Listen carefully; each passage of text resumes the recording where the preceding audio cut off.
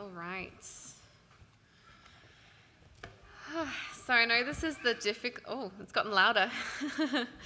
I know this is the difficult one because we've all had lunch. We're all a little bit sleepy. That is not a touch screen. I keep thinking it's a touch screen. There we go. We're all a little bit sleepy and we've just eaten our carbs, most of us, the smart ones of us. No, not really. And yeah, so we're all feeling a bit tired, but bear with me. Grab your cup of coffee or cup of tea, and we are going to dive into the Word because this is a really important subject. Again, I was just listening to the prayer, and how many hurts there were, and how many people were hurting, and that's why hospitality is so important. Because until we get into each other's lives, until we really get into each other's lives and each other's homes, we aren't going to know these things about each other. We aren't going to know each other's hurts. We aren't going to know each other's needs. So often we think hospitality is, oh no, what are they going to see of me when they come and see my life and they get to know me better? When really hospitality is about, I see you and I'm going to let you into my life so I can better help you with your life. I was just really struck by that as we were praying. But I'm going to start with another story.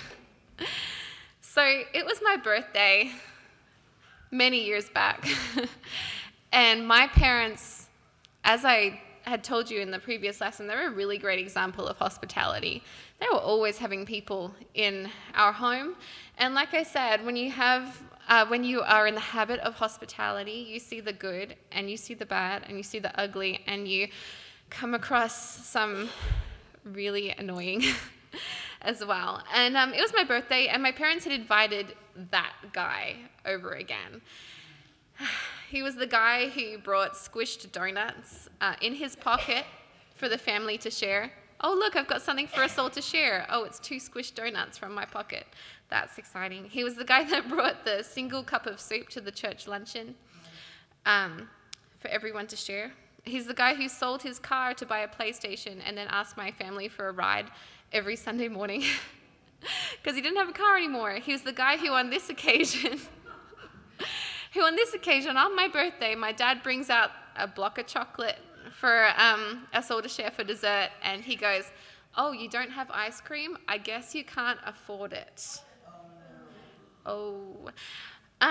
He was the guy who had no friends apart from my family, and that everyone complained about, and that everyone avoided if they possibly could. If they could get away from his conversations without looking completely rude, they would. But my family would take in these kinds of strays, as it were, the ones that everyone else would avoid. And at times I found it difficult. I'm like, it's my birthday. Just want to have no one else but my family in my house, thank you. But, my family would often bring these people in. There was this guy, then there was the guy who would eat a whole tray of snacks in 2 minutes flat and then stay till 2 a.m. There was the couple that would always talk about how sick they were and they get so close to you as they were talking that they would spit in your face. There were these kinds of people. And, I would often find it difficult to know why my family did, especially when my friends, as a teenager, my friends were like making fun of these people, and I was very tempted to make fun of these people and avoid them as well. But my parents really showed me what Christianity is about. Christianity isn't just about helping the people that look like they really need help, the ones who are complete strangers, and like I said in the last one, they're drug addicts, they obviously need help. I'm going to help this person. They're my these are going to be my success story. It's not always helping the people that we like. It's also helping those people that perhaps don't look like they need help, but really do need love. And really, we're all in that category. But we're going to see a bit more about what the Bible says about this. So we looked at hospitality towards strangers. Oh. Now we're going to look at hospitality towards saints. So the first verse we're going to look at is 1 Peter 4:9. It says, use hospitality to one another without grudging or grumbling or murmuring or complaining. all go in that same vein. We're to do all things without complaining, it says in Philippians 2:14. But here it is specifically used of hospitality to one another. So, do you think that God understands that this is sometimes hard? I think he does. You know, if he says, do it without complaining, guys, perhaps he realizes that this is a hard thing for us. And why should it be so hard? You know, when we're all in the same body, why is it so hard for us sometimes? Why are we tempted to complain? We're going to look at that more as we go along. It doesn't matter what people do or how pleasant they are. What matters is how we are living out the gospel. I really like this quote from To Kill a Mockingbird. I love that book. But in that book, one of the characters says, "That boy is your company, and if he wants to eat up that tablecloth, you let him, you hear?" Pretend it's in a southern accent or something.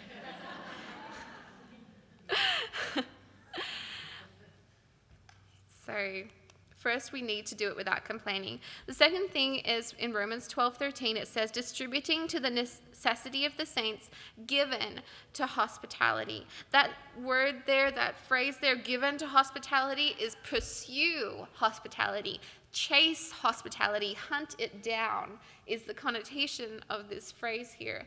We are to be in the pursuit of hospitality. Does that tell us that it perhaps doesn't come naturally to us sometimes? I know it doesn't come naturally to me. And while I had a great example from my parents, I often have difficulty doing it myself. It's not always something that we want to do, but it's something that we are to pursue. Just like with anything in the Christian life, there are going to be parts of the Christian life that don't come to us naturally. Hospitality might be one of them. But we are to be in the constant pursuit. You know, like Paul said, you know, I'm not perfect, but I keep reaching forward. I don't look back. I keep reaching forward to those things that were before, reaching for perfection. Also, another verse about hospitality to the saints is in 1 John 3:5-8, which talks about missionaries and traveling preachers especially requiring hospitality. How quick are we when somebody comes into town to invite them into our homes, to say, have you got a place to stay? Have you got a place to eat for lunch? That kind of thing. As a previous missionary, that's very dear to my heart, and I can say I've been really blessed. I've seen the best of the church in that way, and that I have been let into so many people's homes and really been felt at home in that way. This is an important thing. And also elders are commanded to be hospitable. It says lovers of hospitality. And while this, we might say, oh, that's the elders, that's got nothing to do with us. Well, one day we might be an elder's wife, and we're going to have to be hospitable.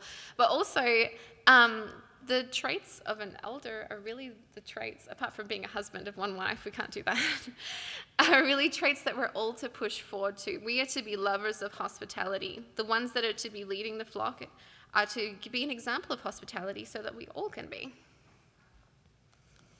And what I want us to notice is these verses about hospitality towards the saints, you realize that whole word hospitality is still philoxenos. It's still love of strangers, that word hospitality. And sometimes saints can be strangers. And while it shouldn't be that way, it's sometimes true. There can be somebody who comes week after week and is a stranger to us. And to be honest, I really have to work a lot on this myself because, you know, how often is there someone sitting by us who feels like a stranger to us? It doesn't mean that we're unpleasant to them. But do we know them? Do we know their struggles? Do we try to know their struggles? This is something we are to pursue because we are no longer strangers and aliens, but you are fellow citizens with the saints and members of the household of God, Ephesians 2:19. We are members of the household of God. We're supposed to be family. And sometimes it doesn't feel like that for some of us. And we really have to make sure that we are trying to bring everybody into the family and to making everyone feel like they are not strangers and aliens anymore. Because we're not. We're all part of the household of God, and we need to work on that. We can't afford to treat others as any less than family because, as we saw last night and this morning, our salvation depends on it. Matthew 25:43 says that. There's souls that need saving, even within the body, strangers and saints. We have to be a family, and there are still those around us who feel like strangers to us.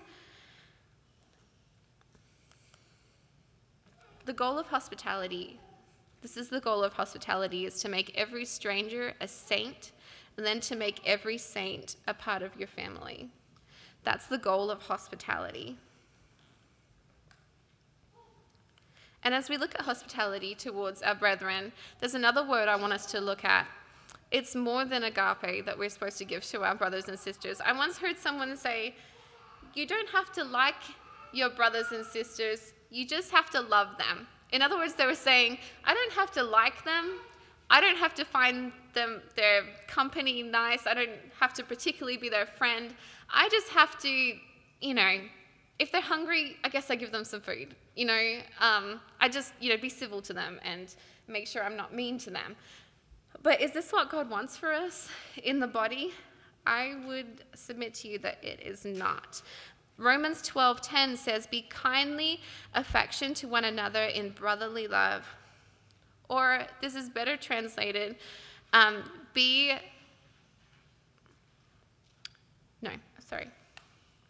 ahead of myself. This word here, kindly affection, is philostorgos. It's philos, which is brotherly love, storge, which is naturally love, like the love of family. And then so together it's cherishing one's kindred or fond of one's relatives. You see here, family. That's what we're supposed to be as a church. We are to have a love like family, the kind of love that comes from familiarity, being in each other's homes, being hospitable, being so in each other's lives, that we come to love each other just because we know each other so well, and choosing to love no matter what. Think about how deeply and naturally you love your family. You might have some family members that might be a bit weird. You might have some family members that might be a little bit annoying or have some annoying character traits. They might have some more needy family members, less needy family members. They may have hurt you in the past, but you make it work, right? Unless you can't make it work. You make it work as much as you possibly can. And as a family, we're supposed to be like that. We cannot afford to have those in our body that's like, they said that thing to me once that I didn't particularly like, and so I'm just going to not talk to them as much as we can. We can't be like that. And I have to be honest, sometimes I feel tempted to be like that. But we can't afford to be like that. How are we supposed to create this kind of a family love if we aren't treating each other like family, if our homes and our hearts aren't open to these kind of relationships? My husband has said before, and I think he's said it well, that if you haven't been hurt by those in the church, you haven't gotten close enough. And I think that's true, because think about your family. Think about if you're married, your husband, or if you're not married, maybe your siblings or your parents. Have you never fought? Ever? I once talked to a couple that said they'd never fought, and I'm like, I reckon there's something wrong with your relationship. You fight, right? You have conflicts, but you resolve them because you're in this for the long haul. You're stuck with your brothers and your sisters and your husband. You're stuck with them. So you make it work, and you get to love them deeper for their imperfections. And that's the way it should be as a family. We are not fulfilling our duty if we are simply hanging out with Christians we enjoy hanging out with. Let's read Luke 6:32 through 34. Let's get out those Bibles. We're going to consider 3 verses here which talk about the attitude we're supposed to have. Luke 6:32 through 34. For if you love them who love you, what good is it? For sinners also love those who love them. And if you do good to them who do good to you, What good is it? For sinners also do the same. And if you lend to them who you hope to receive from, what good is it? For sinners also lend to sinners to receive as much again. Verse 35. But love your enemies and do good and lend, hoping for nothing again, and your reward shall be great, and you shall be children of the highest, for he is kind, even to the unthankful and to the evil. If we are to be kind to those who are unthankful and evil, how much more so to those who are saints in the body, who are trying to get to heaven, who have pledged their lives to God? How much more so? We can't afford to be holding our love and hospitality back from anyone in our congregation. And you know, if we only love those who we enjoy spending time with, which is very easy to do, it's so easy to do that those who have no allegiance to God can do it. Those in the world love those who love them. And so the body of Christ to be a bunch of individual people leading individual lives. That's not what we were called to. That's the easy thing to do. That's what the world does naturally, especially in our culture. We're so individualistic. We are not called to simply enjoy the company of those people who we really, really like and really, really enjoy. We are called to love everyone. Because when is the example of John 13, 34 through 35 most powerful? What does that verse say? It says, I can't remember it, that we are to love one another as Christ loved us, and that by this shall all men know that we are his disciples. Do people see Christ's love if we're a bunch of people who are all the same, all have the same interests, all are in the same socioeconomic class, all are in the same race, all the same, and love each other? No, that's normal, right? It's easy to get along with people who you have a common interest or a common lifestyle with.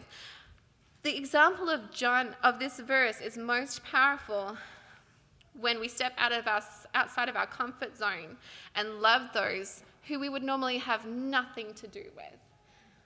You know, so often I find myself thinking as I'm out to lunch or breakfast or coffee with someone, I'm like, it must look interesting to other people. You know, sometimes they say, oh, these are your parents or something, and it's like, no. You know, we're church members. And, you know, they're like, how did these two people get to know each other? You know, aside from church, a lot of the people that I know and who I love, I would never know.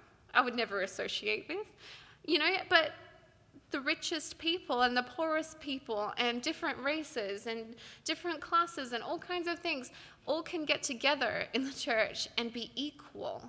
That's the beauty of the church, and that is when our example of love and hospitality is the most powerful. We need to step outside of our comfort zones, really learn that philostorge love, that lets people into our lives so much, they become so much a part of our lives that we just love them for who they are. And you know, it's really powerful in your own life when you practice this, because you find that those people that are extremely odious, they seem so annoying at first. You're like, they're so annoying. Every time they say this or do that or whatever, you actually learn to love their little quirks. And you're like, that's them. Isn't that so them? And you get to really love that. And, you know, it might still be an interesting character trait. I mean, don't we all have those traits? Aren't we all a little bit annoying sometimes? When people really get to know us, we are. I am. I'll just be honest there. I definitely am. But, you know, that's the power of the gospel, is that we all have a place. Galatians 3:26 through 28, for in Christ Jesus you are all sons and daughters of God through faith, for as many of you as were baptized into Christ have put on Christ. There is neither Jew nor Greek, there is neither slave nor free, there is no male or female, for you are all one in Christ Jesus. We're all one, and that's the beauty of the gospel. And we need to not only just believe that in that, oh yeah, we're all part of the church, we're all one. We need to actually act like that. Remember Jesus' prayer? How one we are supposed to be? So one. That we're all like-minded, that we all are in the same direction, and that we all feel like we were going in the same direction. And sometimes, if I'm honest with myself, I don't make others feel like they are going in the same direction as me. I don't make them feel like a part of my family. And we all need to do better with this, I believe. How can we open our heart and home and be more hospitable? Well, the first thing is from Romans 12:13. We need to chase hospitality. We need to pursue it, as those words say. Pursuing it as if in a chase or a hunt. First thing that tells me is this doesn't always come naturally. It's a practice. It's something we have to practice. We have to practice hospitality. But also it tells me that sometimes people don't want to be chased. People don't want to come into your home because that's also uncomfortable. Everyone wants to feel like they're a part of a family, but also it's uncomfortable getting to know people. Like, if we're just honest, it's like, go to your home, I don't know about that. Bit uncomfortable with that. But, sometimes we need to just chase people. We need to make people feel loved, even if they don't particularly know that they want to feel loved yet. Keep asking, do you have lunch plans? Do you have a place to stay? Do you need a ride? Do you want to join us in doing this? Can we help you at all? And then just go and help them whenever you can. Whenever there's a crisis, whenever there's a sickness or whatever, just help as much as you can. Just keep asking, because sometimes people don't feel open to this kind of thing, but it's something that we are to pursue. Get yourself in the habit of centering your life around the service of others and having your schedule wrapped around the lives of others. That's one really difficult thing about hospitality that I find difficult personally is I like to know what's happening next. And if I've got a plan, I don't want that plan to change. Or if I've got something that's coming up, I'm like, I have to do that thing, so I just don't think I can be Christian right now, and I just got to do my thing. But, God says that we're to deny ourselves every day, and if what we're going to do is less important than someone's needs at that moment, we need to just let it go and be like, okay, I guess I'll just be staying up late and doing that, or whatever it takes. 1 Corinthians 16:15 says that the house of Stephanus was addicted to the ministry. And that should be our goal. We're addicted to ministering to people, to being a servant to people's needs. The house of Stephanus was addicted to that. We also need to lower our standards. For some of us, this is a problem. We want our house to be nice. We want the meal to be amazing. We want everything to be perfect. And so, like I said before, done is better than perfect. And so sometimes we just need to do things. But your home doesn't have to be spotless, and the food you offer doesn't have to be gourmet. What matters is the warmth and hospitality you show each soul that comes through the door.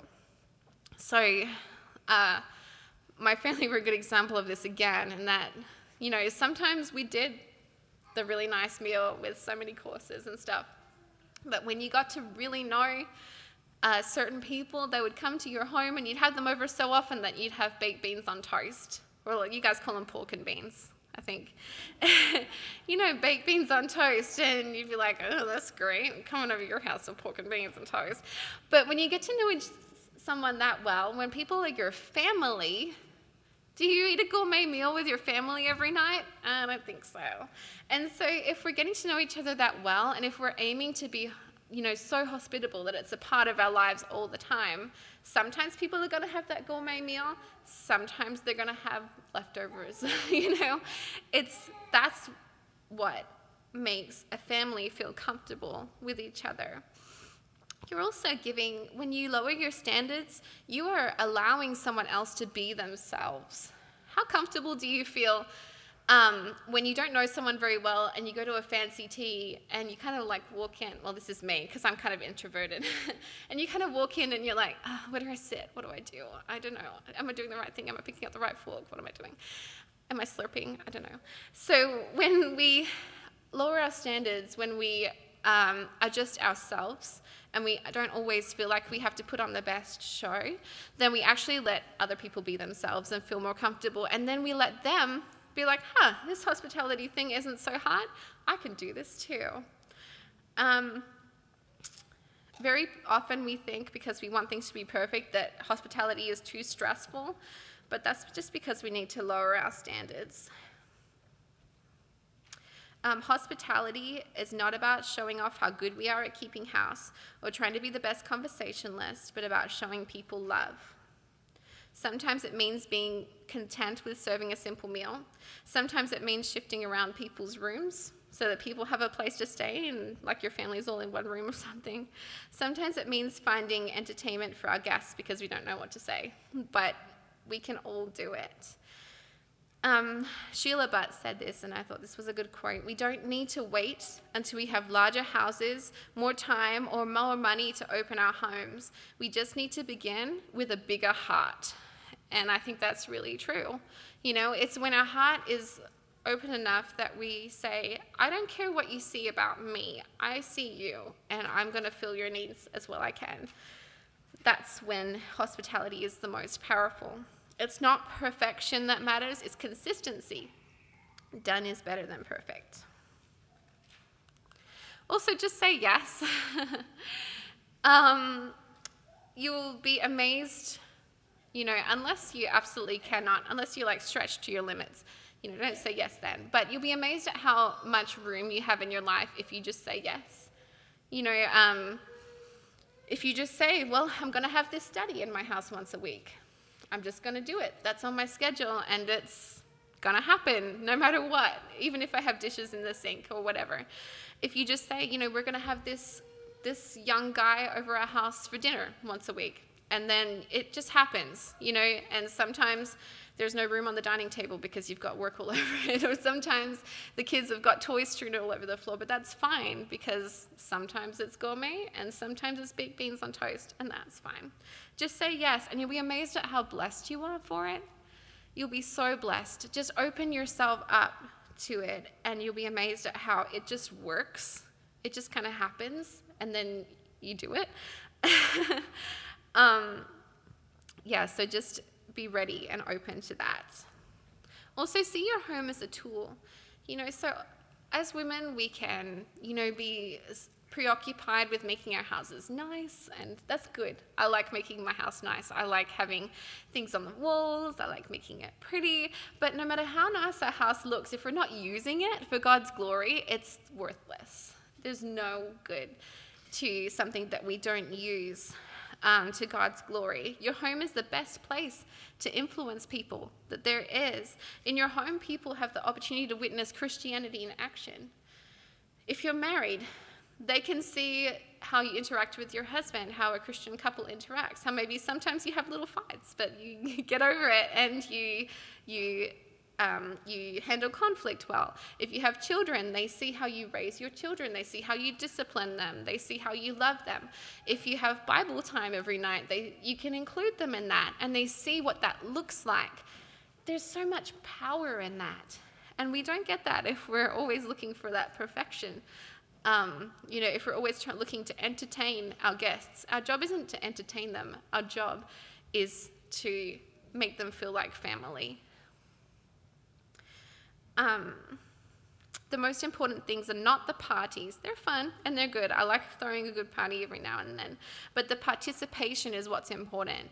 The opportunity for those people outside of your family to witness and participate in your everyday example of Christianity in action. Involve them in your normal everyday activities. So we need to see the church as our family.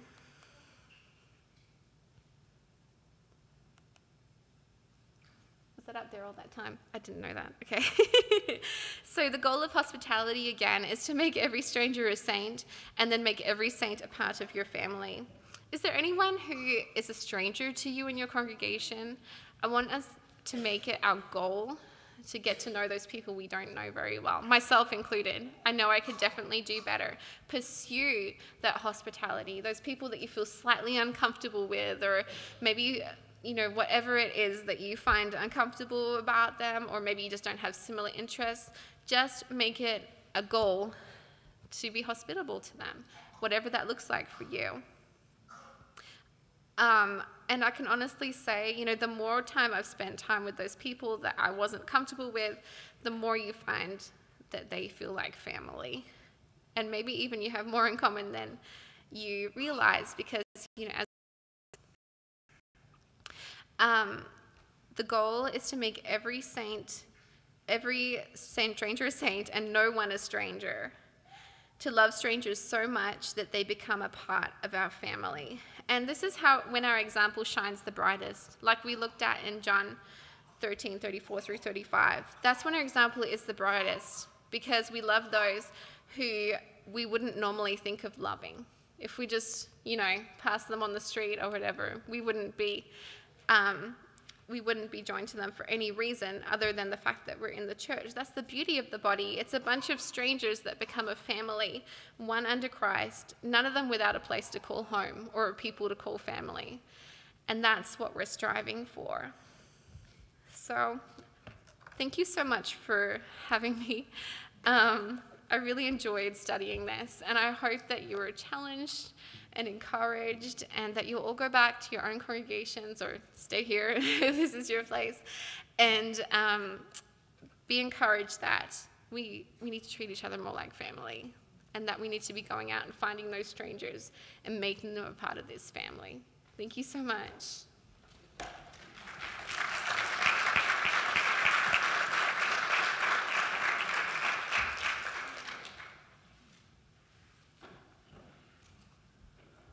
Thank you so much, Chantelle. Okay, let's all stand as we sing our next song. Let's be the tide that binds. Blessed be the tide